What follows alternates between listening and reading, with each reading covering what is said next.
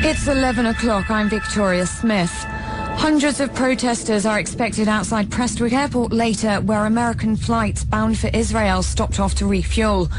2 planes that were due to land overnight have been diverted to an unknown location. Leader of the Scottish National Party, Alex Salmond. I think it's intolerable that our country should be used as an accessory to the escalation of violence and the killing of... Time 106.6 Sport. Bracknell Town suffered another disappointment yesterday when they took on Binfield, losing 2-1. And Maidenhead United drew with Burnham Town, scoring 1-1. They're now preparing for their game against Brook House on Tuesday.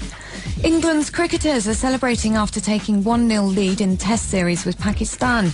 With more on that and the rest of today's sport, here's Steve Holden. England wrapped up victory in the second...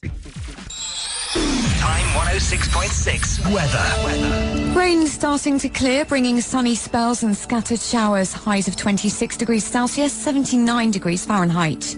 Now, Berkshire and South Bucks. This is 106.7 and 9, Hertfordshire's own Heartbeat FM. Good evening, I'm Victoria Smith. The former boss of the Royal Bank of Scotland remains under increasing pressure to give up some of his massive pension. Sir Fred Goodwin gets almost £700,000 a year. The Prime Minister has expressed his anger at the huge payout, and the government is now seeking legal advice.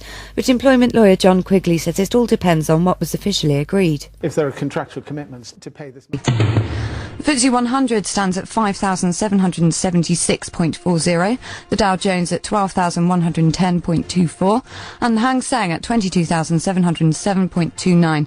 The British pound will buy 1.2 euros and 1.9 US dollars. That's the Big L Business News at 6:52. How confident are you that your dog could be trained to detect an illness? Well, we're here at Tilsworth Golf Club to find out more about these dogs. Currently we're looking at bladder cancer, and bladder cancer can only be found with an invasive look, so with a camera being inserted to actually find a tumour. What we're trying to do is help develop in the odour of what cancer is, so they can develop a machine that can act like a remote sniff, so that the actual machine will pick up the odours of cancer to help with a diagnosis. With the medical alert dogs, they will help, particularly with the diabetes, people's day-to-day lives, because a lot of the people we deal with have brittle diabetes, which means... We're here at Lucy Park in Luton for the annual African and Caribbean Festival organised by Akiba.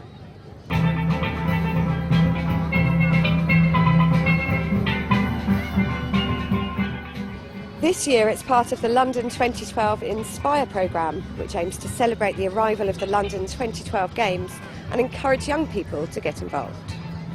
So Juliet, what's today all about?